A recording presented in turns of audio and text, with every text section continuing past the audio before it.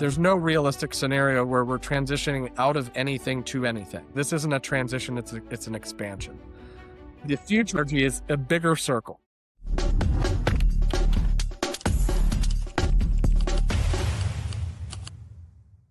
Hello, everyone. I'm Anand Jha, and you are listening to the Oil and Gas Baking by Show.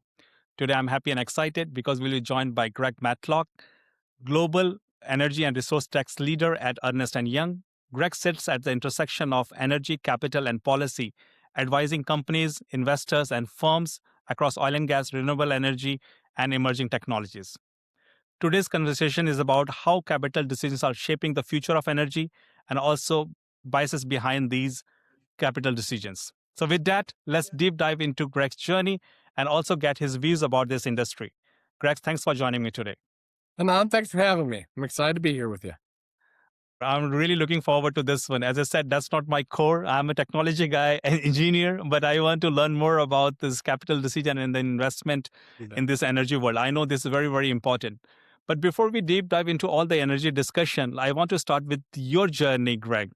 Like, what brought you in this traditional energy business? How you came into this one and where you see this journey is going towards? Sure. A couple aspects of that. I mean, I'm based out of Houston, which is the energy capital of the world, but I certainly did not grow up here. So I bounced around. My dad worked at Dow Chemical, and it's about every 3 or 4 years we were in a different city in the Midwest. And when I got out of law school, I ended up doing my Master of Laws at NYU, and the Texas law firms were recruiting up at New York University. And I had a sister down here, and then my parents ultimately moved down to Houston, and so it felt like the right time to give Houston and Texas a shot, and that's how you do it. So I took a job at Fulbright and Jaworski, which is now Norton Rose Fulbright, out of college or out of my law school in LLM. And one thing happens when you move to Houston is you work on energy transactions. So that's how it started. I joined the firm and immediately got put on a couple. I think my first couple deals were midstream pipeline projects and how they fit together and how they could raise capital from the public. And from there went into upstream and then everything energy since. So that's how I got from there to here. Very interesting. Like, so now you're in Houston. So Houston considered as the energy capital of the world. So there's a great place to be. So how are companies like Ernst Young shaping the future of energy mix? Yeah, so it's interesting. So I mean, EY has kind of 4 distinct service lines, right? So we do tax, we do transactions through our consulting or strategy, EY Parthenon Group. We have an audit arm or an assurance arm, and we have consulting. And so whether it be, how to help a company raise capital and go to market and set their structure up in the right way to be attractive to as many kind of investors as possible, to providing that type of depth and assurance and certainty that the public market needs to say, hey, this company is worth investing in. So it's a pretty wide scope of services. And then, like I said, most of the folks here based in Houston are laser focused on energy companies because, as we just saw with Sarah Week this year and Sarah Week every year in Houston, it absolutely is the energy capital of the world. But so I'm going back to your journey. So it's just like you started with the law, and now you are working with ENY. Is there any bias stereotypes that you might have to face because this industry is very much technology focused? It is technology focused, and maybe I'll put a slight slant on that because one of the biases I think has changed over the past couple of years. So I did start at a law firm. I was a lawyer for a number of years and then moved to EY, I think 2009, 2010-ish. And I made partner in our energy practice around 2013 or so. And then I've sat in our national tax practice since then. I also left for a period of time, and I was a partner in a major international law firm, Mayer Brown, and then I was re-recruited back to EY. So I keep coming back to EY. But at EY, where I focus is on all things tax, capital structure, and the commercial arrangements of transactions and how companies make money. And especially because I'm a tax lawyer by background, I have more of a tax angle to me, right? And historically, in many cases, tax is, I won't say a complete, backroom type function, but it's not the leader of the deal, right? I mean, the deal will go through just based on commercials and economics. And then things like tax and accounting would be things that would have to get checked off a list or done right or optimized. What you saw with the Inflation Reduction Act, if you remember what the previous Yes. president, the Biden administration did, is they put quite a number of incentives for things related to a lot of forms of energy. And those incentives also translated into liquid market on how to turn tax assets into cash. And what Yes. that did, and this is the bias, back to the question, is a bias is someone in the tax side is not going to be kind of the front of the discussion for how to put a deal together or how to make an investment. But once we've seen these significant incentives in place where tax becomes a material revenue driver, that bias, I think, was somewhat shattered over the past 3 or 4 years. And now tax has a major seat at the table because it's a revenue item. It's a way to make money and prove out commercial viability of projects, just like any other source of revenue is right now. It's very interesting. So instead of having just a side aspect of the business, it become a core aspect of the business, Absolutely. and that can make decision and go in one direction to another. How do you see the energy industry has evolved over the years? Because as you talk about Inflation Act, that has expedited many transition technologies. But how do you see today? Yeah, it's been quite a journey, as you know, right? I mean, we go back even kind of when I started in the mid to late 2000s. It was very different than it was a decade later. I mean, you've always had kind of this a core focus on natural resources because if you just look at numerically, where we get our clothes and our fuels and where you get the things that are in your anything that has an electrical pulse to it, Yes. it comes from the earth. And so the traditional natural resource space has always been very, very busy. A lot of activity. That's the base load energy source for pretty much everything. And then we had a period, a good period, where it was let's look at a bunch of other emerging technologies, things from hydrogen to nuclear or wind and solar and carbon capture and all these innovative and newer technology sources. And how could those create energy? And then you had kind of a wave of a period where that was, where there's a lot of capital attention towards that, a lot of investment. Not that there's still not, but there was a disproportionate amount of investment focused on that. And now we've kind of swung back a little bit towards, and a lot of that has to do with some geopolitical events and other things that are happening around the world, of energy security being national security, right? And that energy security is also corporate security. And so looking at how do I secure my supply chain? How do I make sure I get that I have the power that I need, the energy that I need, the access to the energy I need? And so it's really changed over time. You have this undercurrent and I think you will for decades to come, of how do my core natural resource activities play? How does that continue to play a material role? And that's not going to go away anytime soon. And then you have this really interesting technologically evolving market on what else, right? Because one thing that's really, really certain is regardless of what side of the aisle somebody sits on or their outlook, I think 100% of the projections say that we need more energy. Everything we touch is connected, everything is electrified, the populations are growing, undeveloped countries are developing at rapid paces. And so there's this kind of uniform agreement amongst everybody that we're going to need a lot of energy. I think that's where the most recent change is, I think, an acknowledgement of getting to yes. So when we say, do we need this type of energy source? Yes, we need them all. And that makes it really, really interesting to work on because I have clients all throughout the spectrum. You made a really good point. Like we need all type of energy resources, but do you see any bias of capital allocation across one energy type versus another?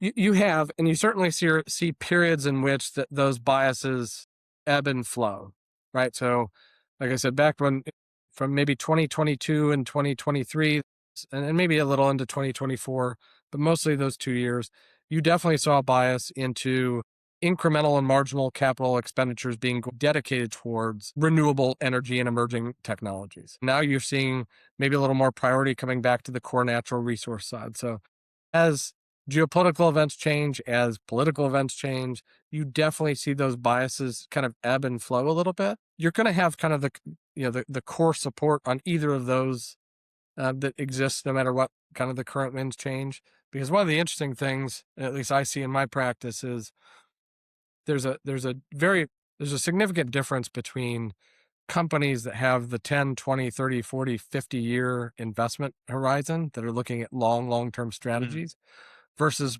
much smaller companies in many cases that need to be far more, I won't say reactive, but nimble to immediate changes.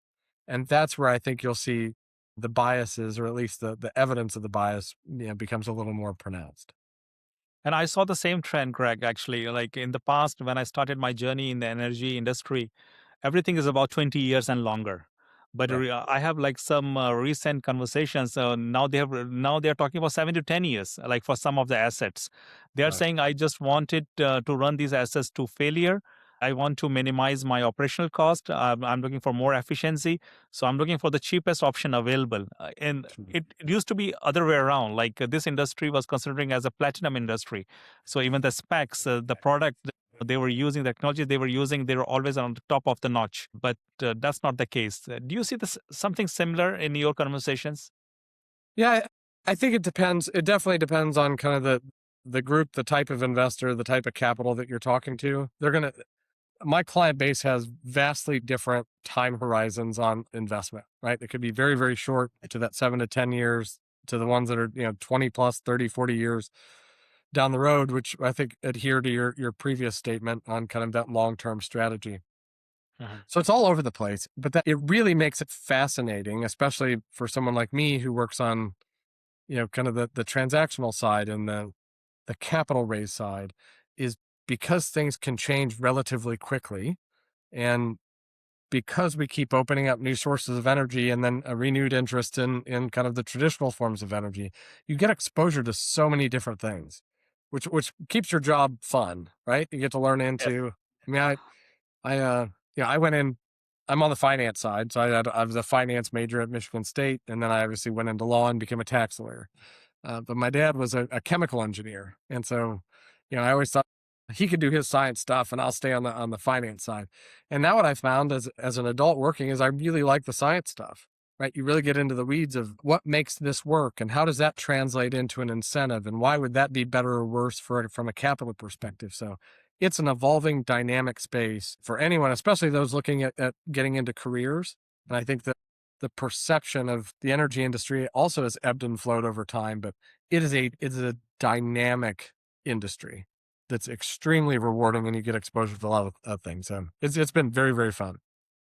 I fully agree, and also there are always cycles. If you remember, like in 2020, when everybody is saying like this oil and gas industry is dead, and then it came really strong in Yeah. 2021 and 2022, especially in US with the Inflation Act, and that has brought many other new things from RNG or renewable resources. That has pushed. Then again, we changed a little bit. Then we start to focus on LNG. So there is always something is happening in this industry. Always So something. as you said, like this industry is very dynamic. Absolutely. Yeah, which makes it great. And you mentioned two of my favorites. Yeah, I've done a probably a disproportionate amount of effort and experience around LNG. And if you think about kind of the history of that, I mean, we're not even 20 years away from 20 years since the time where it was, hey, we need to import as much gas as we can, right? And you have these multi-billion-dollar regasification plants that taking, Yes, you're ships of LNG, regasifying, and then putting it in, sending it to markets in the United States. And then in the late 2000 zeros, and you had the shale boom, and we had this massive gas discovery, and said, well, hey, we got to turn all that around. right. We don't need to import it; we got to export it, which costs billions and billions and billions of dollars. But it absolutely makes that industry fascinating. Exactly. Just coming on to capital allocation, do you see or are there any examples of capital allocations are based on narratives than fundamentals?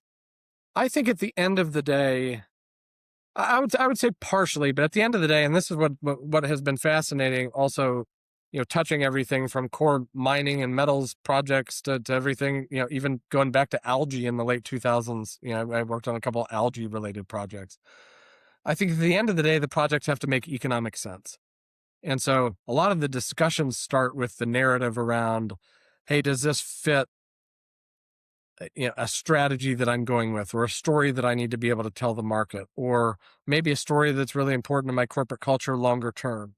And so the narratives around energy investments are very, very important. There's no doubt about that. But ultimately, when it works through the decision tree of a business to say, where do I spend my money? The projects have to make economic sense, which is where I Yes. come in as a tax partner to say, well, what's your tax drag, and what's the after tax benefit to you as the company of making this investment. It's a little bit of both. The narratives absolutely help shape which investments companies focus on, which are their kind of out of the pool of potential projects they're going to put their money. But when it gets past the term sheet and the letter of intent, you actually get down to, am I going to sign this deal or not? They have to make economic sense. No, I fully agree. It should make. Otherwise, you can go with the narrative, and you will see the failure if you are not Right. sure about the fundamentals. You So I bet. think it's a mix of both. You bet. Agreed. So just talking about this one, like, because as I said, like, you have seen the traditional energy, you work on traditional energy, but also you work on emerging technologies. When you talk about, like, lots of talk about transition, like a transition energy or energy transition and carbon neutrality and all these things, we always coin these kind of terms. What has been misunderstood by this energy transition, and where are we, and where the industry is going towards? Yeah, it's a fantastic question. I think it gets, I mean, part of it gets down to like how we like to look at things as just a people. Yes, and it's always easier to, I think people fall in the trap. It's always easier to judge where you're at just by comparing it to something else, right? Even go back to like the theory of relativity. Yes, We you're have to right. have something relative to see what the speed we're at and we're growing. And part of that, which I think has an inherent bias in it too, is why we end up with the word transition in energy. Because if Yes. you look at, like I said, where we started this is there's such an immense need for energy. Uh-huh. There's no realistic scenario where we're transitioning out of anything to anything. Right. And if you look at kind of the history of energy, except for things like whale oil, which whale oil was a predominant source of energy in the 1800s and before, we absolutely transitioned out of whale oil. Right. There's no doubt about that. But before that, and even now, you have things like timber, and timber was used for fire and an energy source. And globally, we still use timber for the same type of energy. It's become less of a percentage of the whole than it used to, but it's still there. And so when you look at these longer term projections and the universal agreement that we're going to need so much energy going forward, the story really is an energy expansion story, right? Because I think a lot of times, especially, and I'm sure you get this in your practice, if you showed like pie charts, and Yes. pie charts would have two circles that look the exact same size. And so you're looking at changes, right? And if you looked at like what was happening in the 2022, 2023, there's a lot of talk saying, hey, a bunch of extra money is going towards renewables. And for a period of time, that was true, right? And in different countries, that's more true now than it was then, and the inverse in some countries. But where I think we forget to properly look at is those circles in reality are not the same size, right? Going back to this isn't a transition, it's an expansion. It's The expansion. future of energy is a bigger circle. I can say, and sometimes, like, we make changes so frequent. If you know, in Europe, they said that they want to close all the refineries, they want to close all the chemical plants. Let's go green. But now, have you seen that BP announcement? They're going back to the basics. So, as you said, like, we have to be careful when we make those changes that frequent. You bet. Yeah, and I think it's and things in the market have changed too, right? I mean, we started with an energy transition narrative, and then it went to an all of the above narrative, right? Where it was, hey, we need all forms, and now it's, I would phrase it as a best of what's available, circling back to it has to make economic sense. So we Yes. can't just, capital isn't just flowing into any project; it has to go to good projects, but we need all forms of energy to do that. And that was a discussion during Sarah Week when we talk about the energy demand. It's not going down.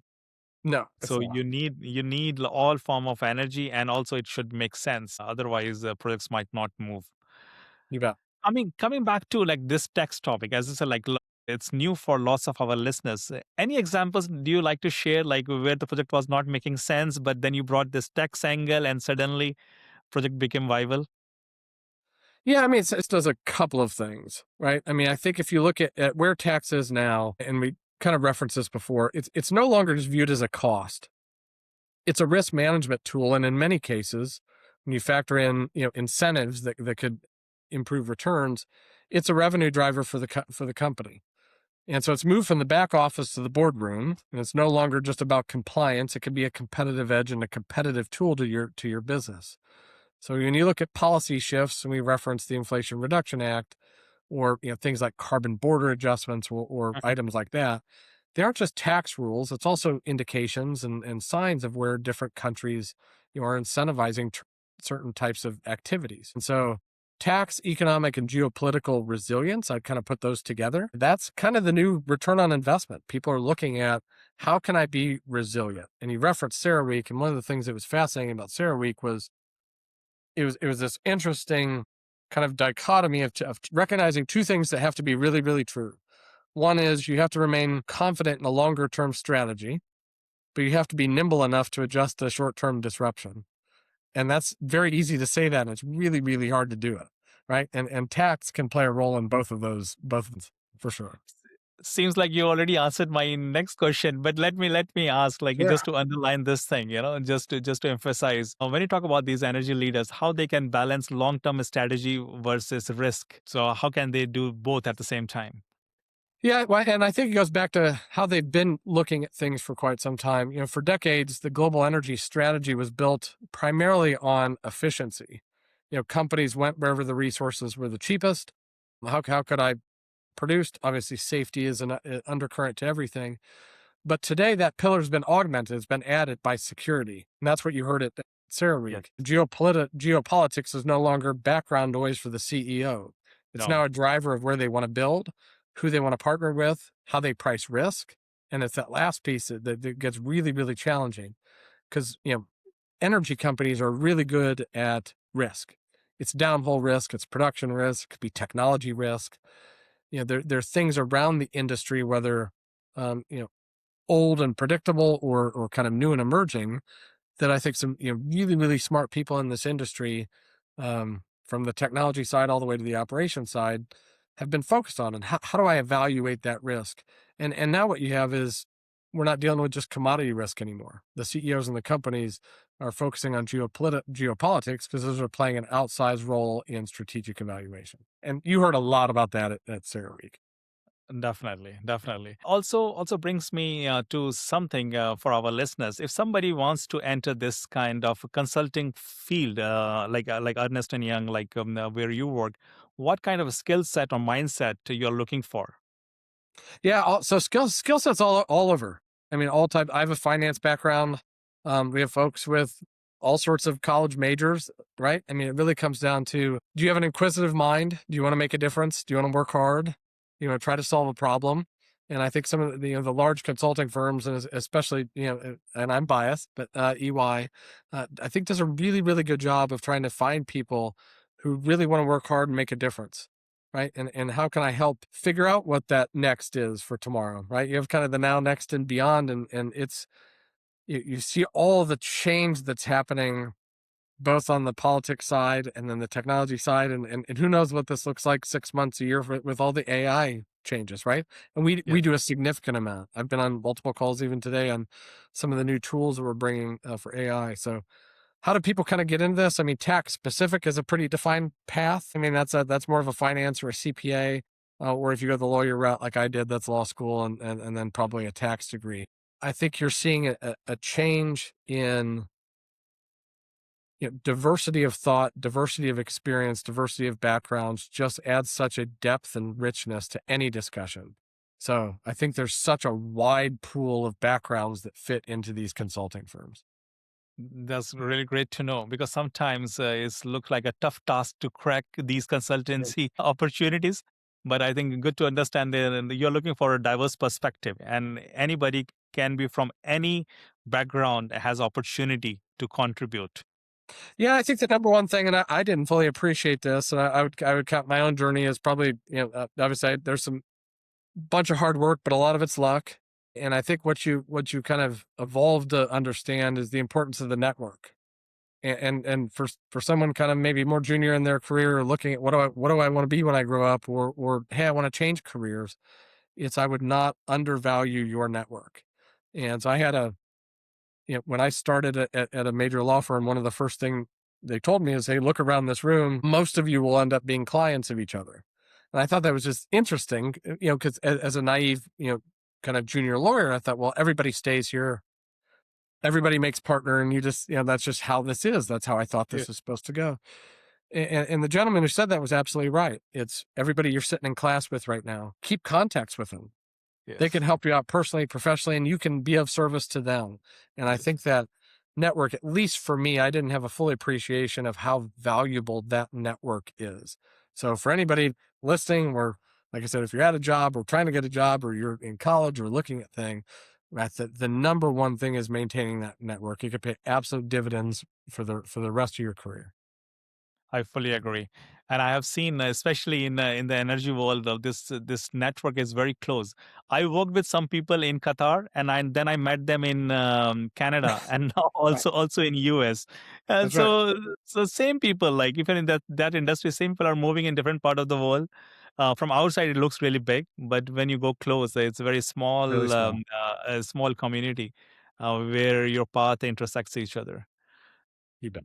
So that also brings to our rapid fire round, Greg. Are you ready? Perfect. Yeah, you bet. Let's do it. Most misunderstood aspect of energy transition. Most misunderstood aspect, I think, is what we talked about earlier, is that it's not transitioning from something to something. I think that the focus is on the incremental marginal investment because the pie is getting bigger. It's an energy expansion movement. And then the transition. Oh, I fully agree. One myth about one myth about energy investments. One myth is that I think they're solely focused on returns, and I think and we've talked a lot about returns on this, but there's so much more that goes into that, from community involvement. I mean, oil and gas companies, if you actually look up the stats, I think have placed some of the biggest bets and spent the most money on other emerging technologies. And so it's a very conscientious group of capital that's focused on increasing all energy sources. Makes sense.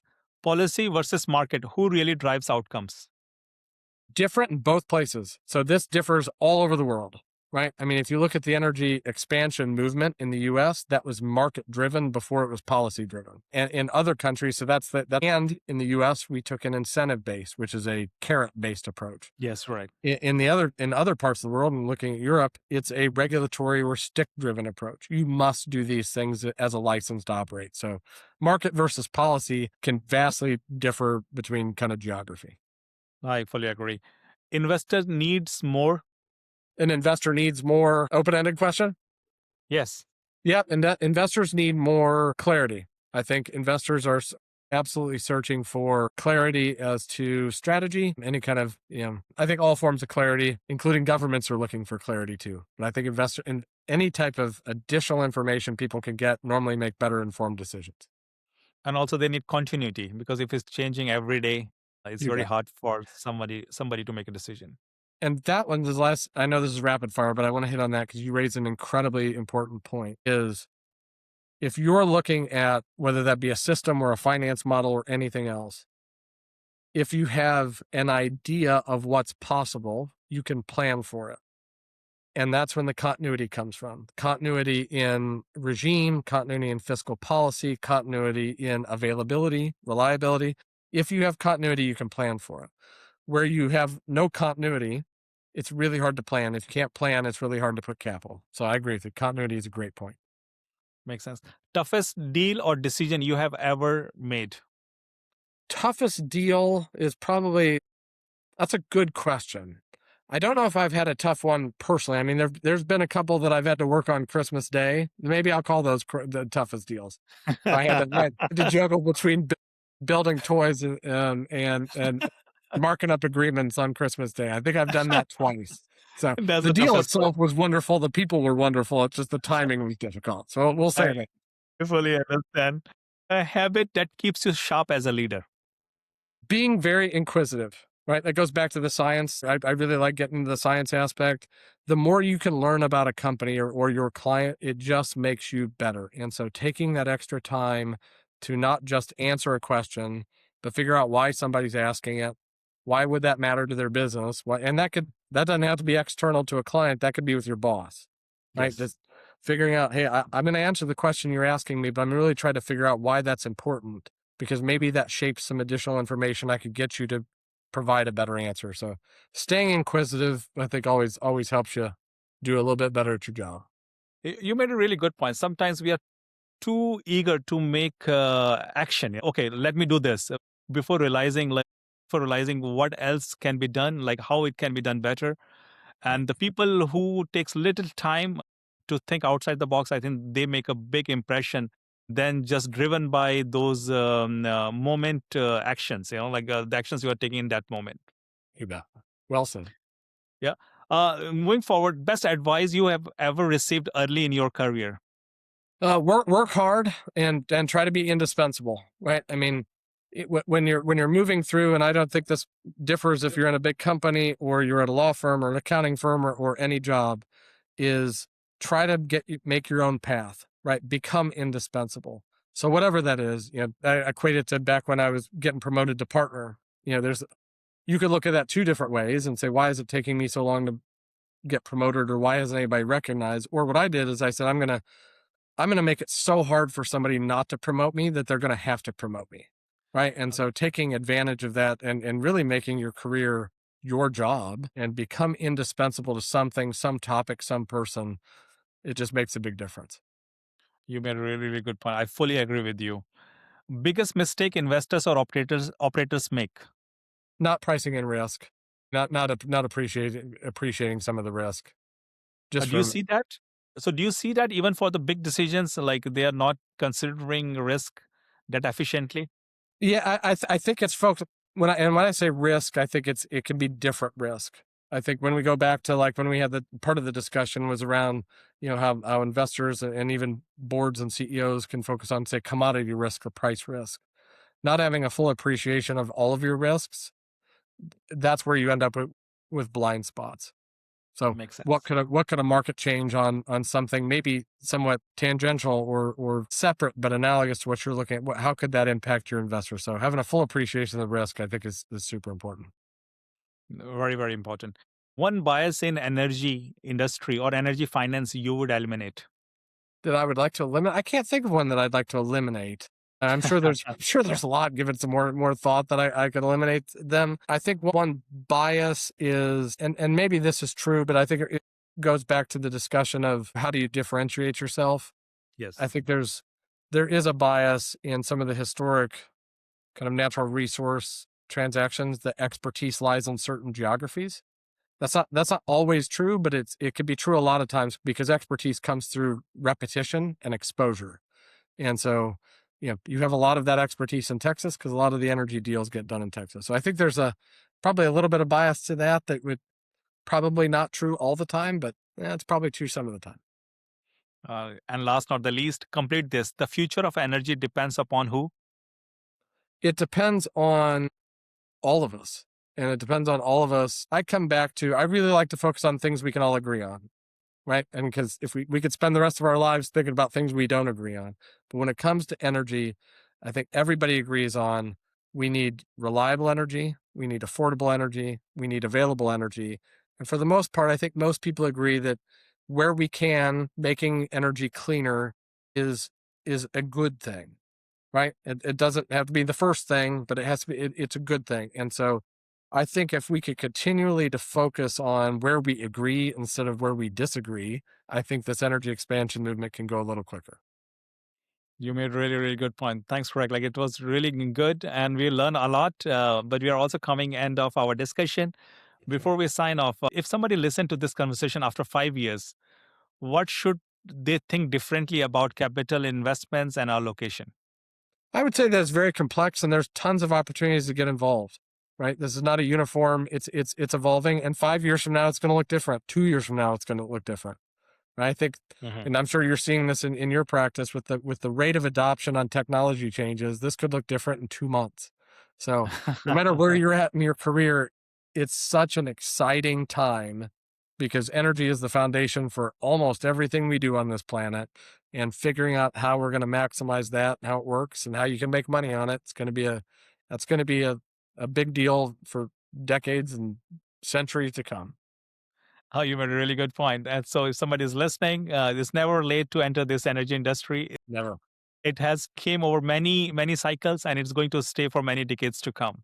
So it's never late. Thanks, Greg. I really enjoyed all the conversation. But before we sign off, anything to add here? No, I think this is. I mean, like I said, I'm biased because I'm in this industry, but it's rapidly evolving. It's something new every day. I mean, I would encourage anybody if I can be of service to you. I'm on LinkedIn. Send me a note. I'm more than glad to talk and Anand, you made a great point that I think from the outside looking in, this looks like a large community. And once you get in it, it's not that large, right? I mean, this is a very tight knit, small community globally.